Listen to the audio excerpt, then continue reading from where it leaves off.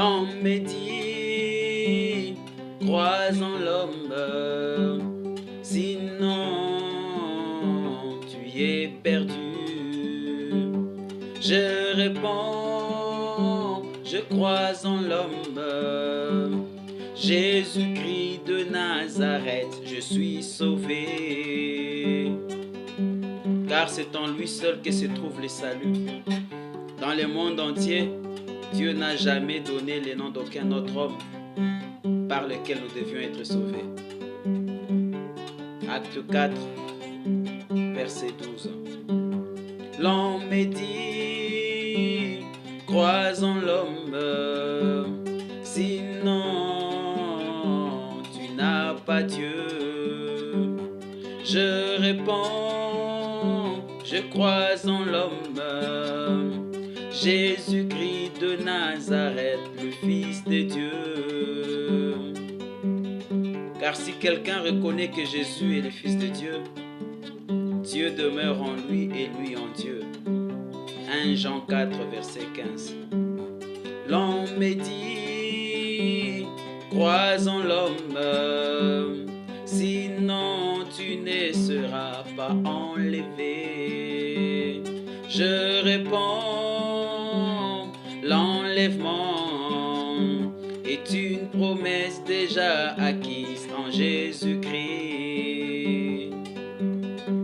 Car lorsque je vous aurai préparé une place, je reviendrai et je vous prendrai avec moi, afin que vous soyez vous aussi là où je suis.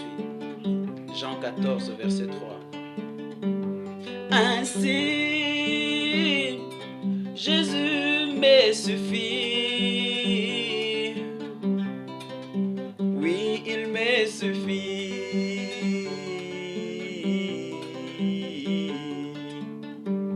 Car vous avez tout pleinement en lui. Car c'est en lui que se trouve toute la plénitude de ce qui est en Dieu.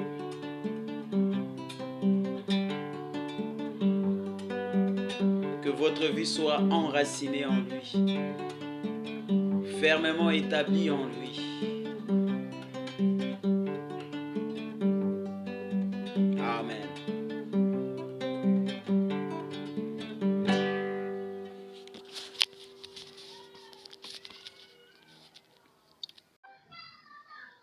Que la paix de Dieu soit avec vous par Jésus-Christ notre Seigneur. Aujourd'hui, je vais mettre un point. Je crois que nous avons parlé de Malachie 4, des livres 17-30 et d'Apocalypse 10. Ce sont les trois grands piliers du message de William Branham. Et nous avons prouvé que ces trois écritures ont été interprétées particulièrement. Elles n'ont pas été prises dans le contexte. Elles n'ont pas été prises telles qu'elles ont été annoncées dans les Écritures. Alors, on a pris chaque écriture et on l'a interprétée particulièrement. Et ainsi, des millions d'âmes sont liées dans le monde entier, enfermées dans cette forteresse appelée le message de William Branham. Aujourd'hui, nous voulons mettre un point final. Je n'aurai pas le temps. En effet, s'il me faut, ça me prendra des années. S'il faut prendre maintenant chaque point, il y a beaucoup de divergences entre le message de William Branham et l'évangile du Seigneur Jésus-Christ. Je vais citer en passant. Dans l'évangile du Seigneur Jésus-Christ n'est pas un ange mêlé supérieur aux anges. Il n'est ni l'ange du Seigneur, ni une colonne de feu. Dans le message de William Branham, Jésus-Christ c'est soit Michael, soit une lumière. Jésus-Christ n'est pas une lumière, il est un homme. Paul n'a pas vu une petite lumière. Il a vu une lumière comme le soleil qui l'a ébloui. En effet, les jours de la transfiguration, même le visage de Jésus brillait comme le soleil. En effet, c'était Jésus-Christ, mais qui était venu dans sa pleine puissance. Et Paul n'a pas su résister. En effet, il était encore seul. Il était en même temps un ennemi de la croix, un ennemi de Christ. Alors voilà pourquoi il fut aveuglé la première fois. Après cela, Jésus-Christ a continué à lui apparaître. Jésus n'est pas une lumière. Dans la Bible, à aucune personne, Jésus est apparu comme une lumière. C'est grave ça déjà. C'est très grave. Dans la Bible, l'église de Jésus-Christ est appelée fiancée, mais elle est tout le temps appelée l'église, pas l'épouse.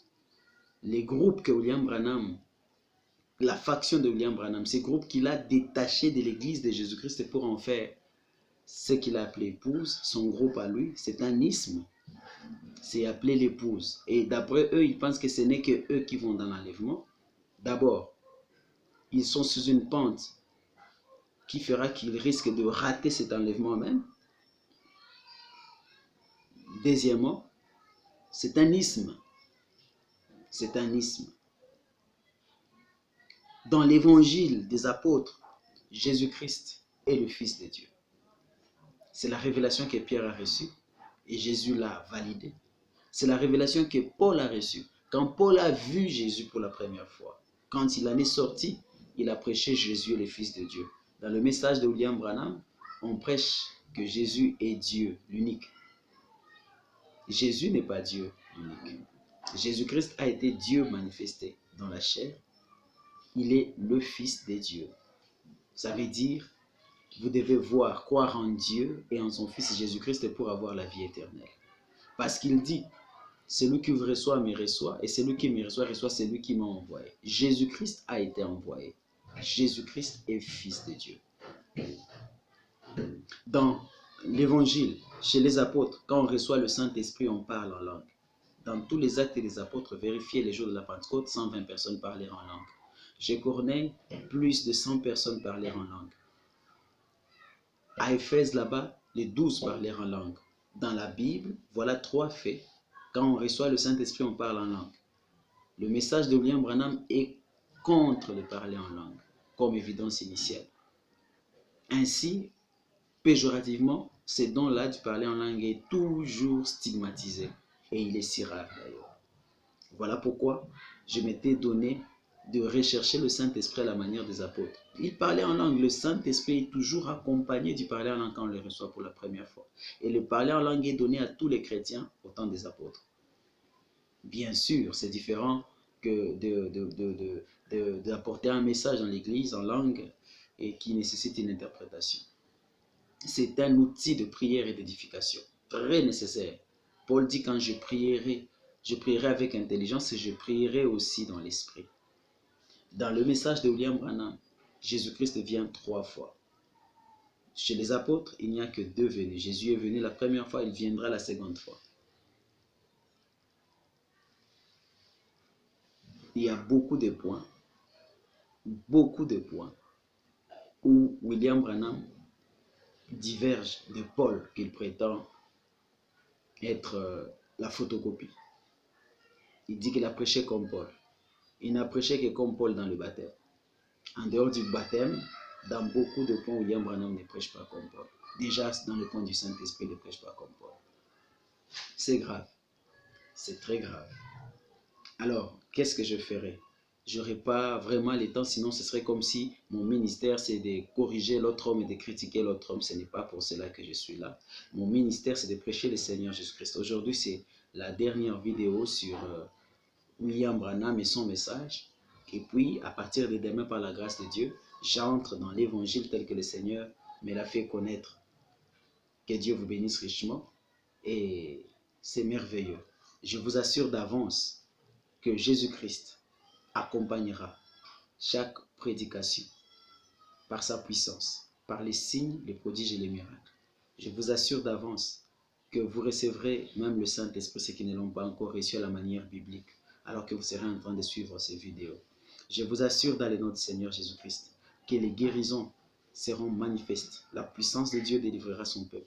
Je vous assure dans le nom de Jésus-Christ que ceux qui ne connaissent pas Jésus-Christ les recevront rien qu'en suivant ces vidéos. Ceci, c'est une partie du ministère et le Seigneur me permet aussi de m'en servir. Que la paix du Seigneur soit avec vous. Amen. Je suis en train de combattre dans mes prières pour vous. Amen. Que je ne vois pas tous les abonnés. Je vous demanderai si c'est possible de manifester. J'aimerais connaître qui vous êtes. Amen. Que Dieu vous bénisse richement. La paix soit avec vous. Abonnez-vous, partagez les vidéos avec d'autres et je crois que Dieu va aider ses enfants. Bien, aujourd'hui, nous allons parler de « Je ne mets plus d'autres fardeaux sur vous ». Ah oui, que le fardeau que le Seigneur a déjà mis sur nous nous suffit. Il y a un fardeau que Dieu a déjà mis sur nous, cela nous suffit. Nous allons lire dans Acte 15, 1 à 2. Quelques hommes venus de la Judée enseignaient le frère en disant, si vous n'êtes circoncis selon le rite de Moïse, vous ne pouvez être sauvés. Ces hommes minimisaient l'œuvre de la croix. Ils étaient ennemis de la croix sans le savoir. Paul et Barnabas eurent avec eux un débat et une vive discussion. Amen. Et le frère décidèrent que Paul et Barnabas et quelques-uns de leurs monteraient à Jérusalem vers les apôtres et les anciens pour traiter cette question. En passant, je venais de visualiser un tout petit peu, je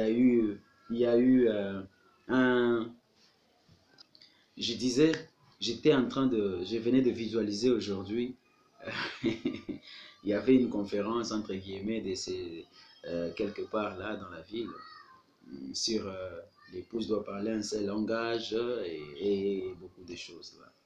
Et finalement, c'était un mot carmel à ce que j'apprenne, un mot carmel. Et le meneur de la conférence qui a invité les prédicateurs branhamistes du monde entier, ou une grande majorité en tout cas, il dit que c'était le mont Carmel. Quoi? L'épouse doit devenir un. Ils essaient bien sûr d'y arriver par leurs propres moyens et ils n'y arriveront jamais. Écoutez ça. Alors quoi? Cessez de prêcher l'homme. Cessez de prêcher l'homme. Soyez derrière. Il dit, nous sommes disciples de Branham. Il y a un seul messager. Cessez de prêcher l'homme. Et ceci m'est monté à cœur. Pourquoi vois-tu la paille qui est dans l'œil de ton frère et tu ne vois pas la poutre qui est dans ton œil? Écoutez, je vais vous dire une chose. Que ce soit Coleman, que ce soit Franck, que ce soit Barouti, tous ces quelques frères-là, et tous ont eu de ministère et ils ont trouvé qu'ils devaient être ministres de Jésus-Christ, entre guillemets. Mais d'abord pour commencer, qu'ils avaient droit à la révélation et ils avaient droit à avancer en Jésus-Christ. Mais il y a une barrière, le message de William Branham. Alors qu'est-ce qu'ils doivent faire? Ils ont pris tous les citations de quelqu'un pour essayer de trouver une brèche par où sortir pour confirmer leur ministère. Mais malheureusement, en essayant de faire ça, et aussi maintenant se sont établis toujours comme pour être cette personne au singulier qui est la source de salut indirectement, la voie de l'enlèvement. Mais je vais dire, maintenant l'homme, parce qu'il est vraiment un tenant de William Branham, un conservateur, il dit ne prêchez pas l'homme, mais nous sommes disciples de Branham. Mais je vais poser la question, qui est Branham? N'est-ce pas un homme? Quand on dit ne prêchez pas l'homme, mais pourquoi vous prêchez Branham? Parce que, voilà le problème, Branham est pris pour Christ. Branham est pris pour Christ. C'est ça le péché. C'est un péché qui risque d'être impardonnable. C'est grave. En tout cas, dans Matthieu 24, voilà pourquoi le Seigneur a dit ceci. Il nous a avertis, afin que nous ne soyons pas séduits. Matthieu 24. Il dit ceci dans Matthieu 24, verset 4. Faites bien attention. Et Jésus leur répondit, faites bien attention que personne ne vous induise en erreur. Car plusieurs viendront sous mon nom disant, je suis le Messie. Et ils tromperont beaucoup de gens. C'est ce que William Branham a dit, qu'il était le Messie des nations. C'est grave. Il dit qu'il est le Messie des nations. C'est très grave. Pour vous, peut-être qui n'avez pas trop lu, peut-être vous direz que j'ai menti pour William Branham. Non. Les citations sont là. Il est le Messie des nations. Il l'a dit. Il l'a déclaré être le Messie des nations. Alors, parce que ils combattent, ils prennent Branham pour Christ, voilà pourquoi ils disent, ne prêchez pas l'homme. Pour eux, quand ils prêchent Branham, ils ne prêchent pas l'homme. Mais c'est quand on essaie de parler de quelqu'un d'autre qu'on parle de l'homme. Je vais dire, ni l'un ni l'autre est dans la vérité. Tous deux sont en erreur. Tu vois la paille dans l'œil du frère, tu ne vois pas la poutre dans ton œil. Prêcher William Branham est anathème.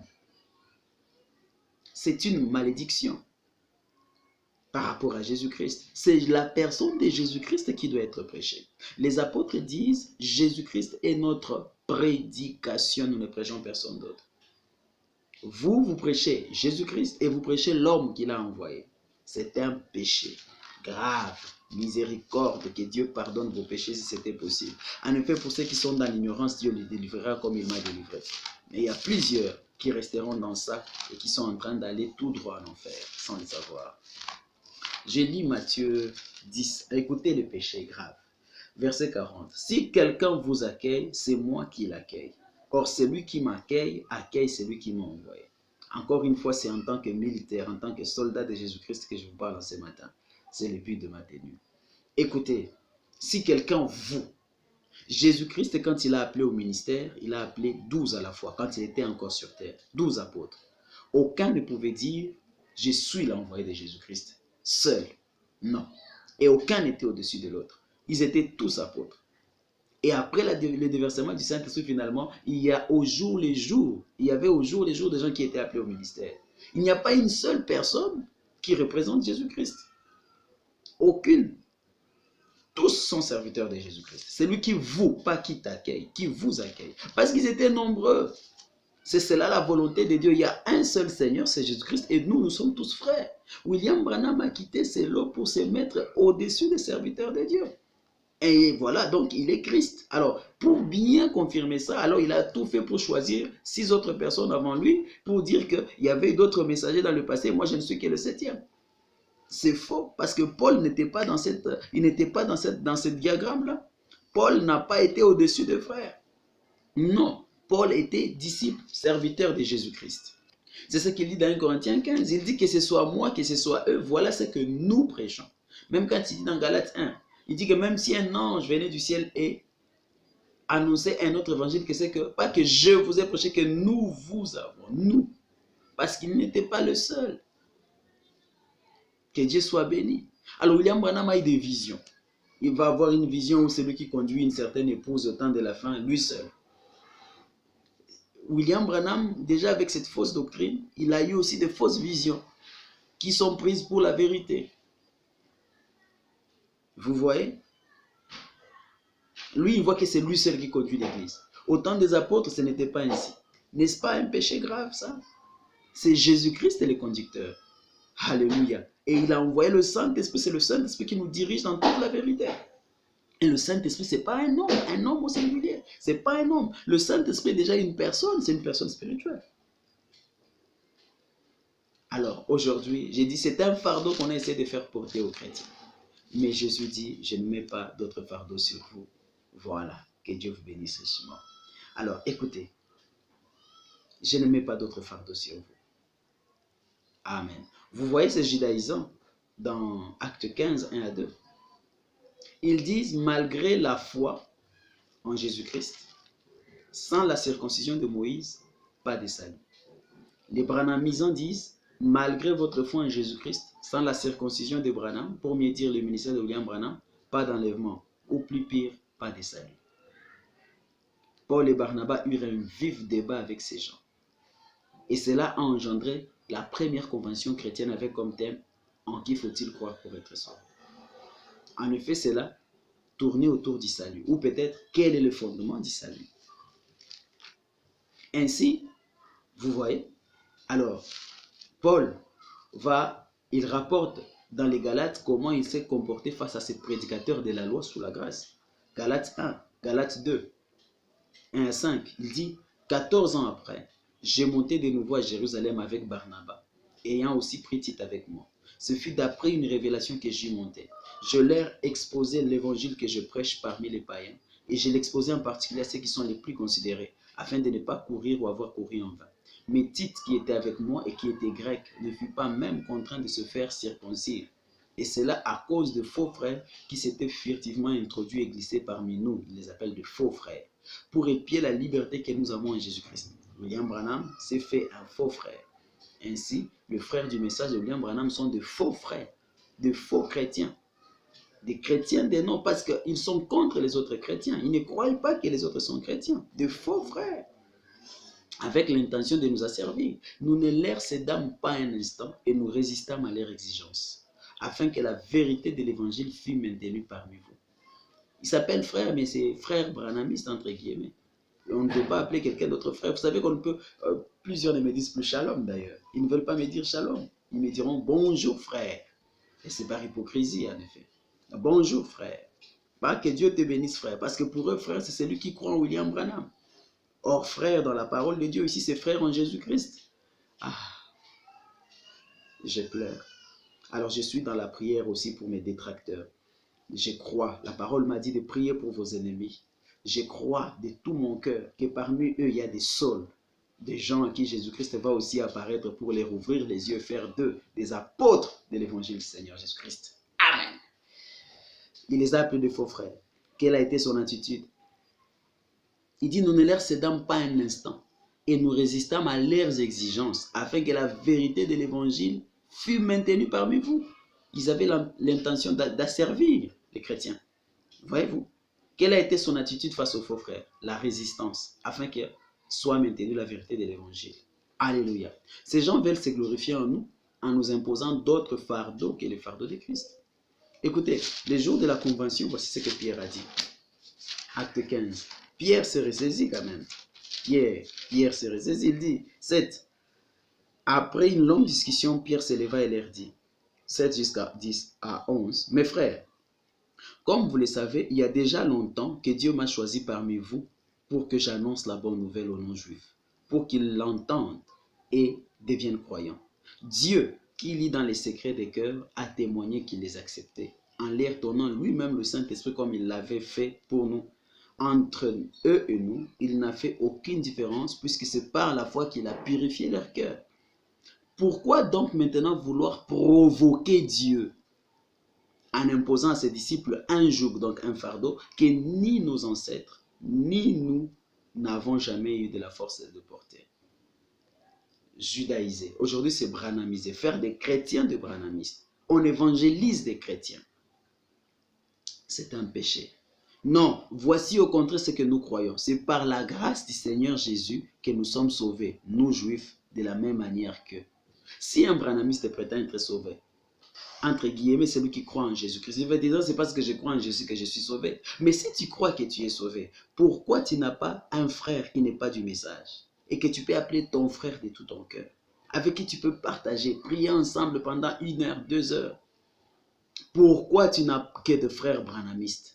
Pourquoi ton sillage, ce ne sont que des branhamistes si tu crois être sauvé par Jésus-Christ, tout comme les autres qui croient être sauvés par Jésus-Christ? Non, tu crois que Jésus-Christ, c'est William Branham. C'est une fausse vision. Viens, mon frère, à Jésus-Christ. Je me suis repenti de cette vision-là. Je me suis repenti de cela pour dire la vérité que Jésus-Christ, c'est Jésus-Christ, l'homme de Nazareth, qui est né dans l'an 0 de notre ère, qui est mort sous Ponce Pilate en l'an 33 et ressuscité 3 jours après et qui est assis maintenant à la droite de la majesté divine. C'est cet homme-là que je prêche. Cet homme-là, on ne peut pas dire qu'il est William Branham. Il n'est pas William Branham et ne le sera jamais. Il n'a été ni Paul, ni quelqu'un d'autre. Il s'identifie à son église. Il a dit à Paul, à Saul, pourquoi tu me persécutes? Parce que Saul persécutait pas Pierre, mais les chrétiens. Jésus-Christ n'est pas William Branham. Il est moi, il est toi, il est... Parce que nous sommes son corps, il ne peut pas nous renier. Mais vous voulez individualiser Jésus-Christ. Et c'est cela, plusieurs viendront en mon nom. Que Dieu nous pardonne d'avoir pris ce genre de position. C'est parce que nous étions dans l'ignorance. Mais Dieu a ouvert nos yeux. Le Seigneur Jésus m'est apparu pour m'éclairer et me donner cet évangile qu'il avait déjà mis dans la Bible. Il n'a pas permis que je sois évangélisé par un autre chrétien, mais que je le découvre en priant et en étudiant les Écritures, les enseignements de Paul. J'ai été délivré. Quiconque étudiera les enseignements de Paul dans la prière, Amen, sera délivré. Mon frère, il y a l'un qui m'a dit, je veux que Dieu me parle. Frère, si tu t'aimais simplement apprendre les actes, les évangiles, les actes des apôtres avec Paul seul, sans lire avec la brochure à côté, tu lis sincèrement, alléluia, alléluia, tu vois Jésus-Christ, tu vas voir, tu seras délivré. Que Dieu te bénisse mon frère, que Dieu te bénisse ma soeur. Je vais terminer là, je vais terminer avec cette écriture. Dans l'église de Thyatire dans l'Apocalypse, c'est une église qui avait un sérieux problème. Cette église avait un sérieux problème, des doctrines. Écoutez ce que Jésus dit à l'église de Thyatire. Apocalypse 2, 24 à 25. À vous, à tous les autres de Thyatire qui ne reçoivent pas cette doctrine et qui n'ont pas connu les profondeurs de Satan, comme il les appelle, je vous dis, je ne mets pas sur vous d'autres fardeaux. Pierre dit, pourquoi mettre d'autres fardeaux sur les disciples de Christ? Ils s'appellent aujourd'hui disciples de Branham. Voilà, ils vont dire Jean avait des disciples. Regardez, les chrétiens sont appelés au temps des apôtres, disciples de Christ, non disciples de Paul, disciples de Pierre. Vous voyez, les branhamistes se reconnaissent, voilà pourquoi ils sont appelés branhamistes. L'un de leurs chefs vient de dire, nous sommes disciples de Branham. Soutenons le message. Mais si moi j'ai dit, vous êtes branhamistes, ils vont dire, non, ce sont les gens qui nous appellent branhamistes. Qu'est-ce qu'un disciple de Branham? Mais la Bible nous dit, les disciples de Christ se furent appelés chrétiens pour la première fois. C'est sous le ministère de Paul et de Barnabas à Antioche. Moi, je suis disciple de Christ. Je suis la doctrine de Christ. Un disciple de Branham suit la doctrine de William Branham. Dans cette doctrine, Jésus est un ange. Michael. Non, Michael est serviteur de Jésus-Christ. Il n'est pas Jésus-Christ. Jésus n'a jamais été un ange, il ne sera jamais un ange. Que Dieu vous bénisse. Je ne mets pas d'autre fardeau sur vous, seulement ce que vous avez. Retenez-le jusqu'à ce que je vienne. Retenons l'évangile jusqu'à ce qu'il vienne. Dans cette église, il y avait un sérieux problème doctrinal, comme aujourd'hui dans les milieux chrétiens. Les enfants de Dieu portent beaucoup de fardeaux, de doctrines, pensant cela nécessaire. Le Seigneur dit, je ne mets pas sur vous d'autres fardeaux. Quelle délivrance. Rassurez-vous, ce n'est pas le Seigneur qui met sur l'église tous ces fardeaux. Message de Kimbangu, message de Branham, message de... Il nous a déjà donné son fardeau, l'évangile. Il ne dit pas d'autres fardeaux. Matthieu 11, 29 à 30. Prenez mon joug sur vous et recevez mes instructions. Soyez à mon école, il dit cela, car je suis doux et humble de cœur, et vous trouverez du repos pour vos âmes. Mon joug est doux, mon fardeau est léger. Vous voyez, ce joug, ce fardeau, c'est quoi? Les instructions de Christ, son enseignement, sa doctrine. C'est très léger. Oui, oui, très léger. Crois au Seigneur Jésus-Christ et tu seras sauvé, toi et ta famille. C'est vraiment léger. C'est tout. Gloire à Dieu. Mais les autres nous disent cela ne suffit pas. Il faut ajouter un prophète majeur. 1260 bandes. Étudiez une à une. Je vous dis, la Bible vous suffit. L'évangile de Jésus-Christ vous suffit. Amen. Amen. 1 Corinthiens 2, 2. Car je n'ai pas eu la pensée de savoir parmi vous autre chose que Jésus-Christ et Jésus-Christ crucifié. Amen. Et c'est cela la pensée que je veux maintenant incarner. C'est la dernière vidéo où j'ai parlé de William Branham. En effet, maintenant je vais entrer dans l'évangile sans parler d'une personne, simplement du Seigneur Jésus-Christ. En tout cas, je n'ai pas de temps à perdre à parler d'un homme. Je vais parler du Seigneur Jésus-Christ, le Fils de Dieu, l'homme que Dieu a élevé. Je donne l'occasion à quiconque veut prendre la position aujourd'hui de Jésus-Christ en quittant le message après avoir suivi ceci. Écrivez-moi, appelez-moi, je mets mes contacts là dans la description. Je suis prêt à partager avec vous, à prier ensemble avec vous. Que Dieu vous bénisse. Je vous aime. J'aime quiconque est chrétien. Et celui qui n'est pas chrétien, je ne le déteste pas. Non, non, non, non, non. Parce que je suis en train de prier pour lui. J'aime tout le monde.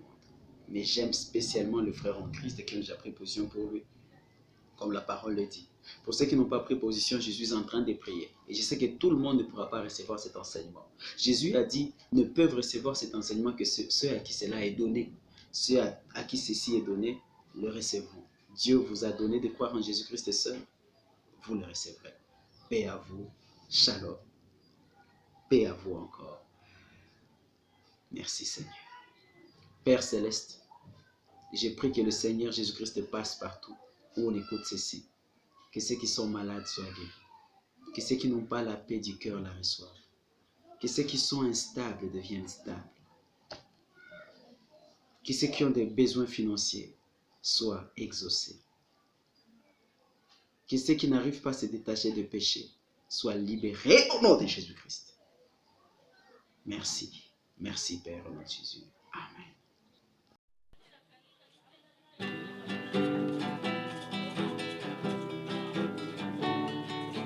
Quand Philippe trouva le Messie, il alla trouver son ami pour lui annoncer la grande nouvelle.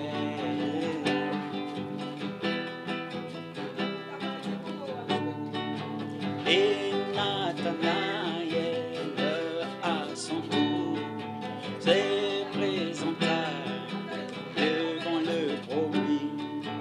Et le Messie discerna ses pensées. Nathanaël prosterna et confessa, Rabbi, tu es le Fils de Dieu, le roi d'Israël. Nous l'avons trouvé, oui, le Messie. Nous l'avons trouvé, le promis. Nous l'avons trouvé, le thème central des Écritures.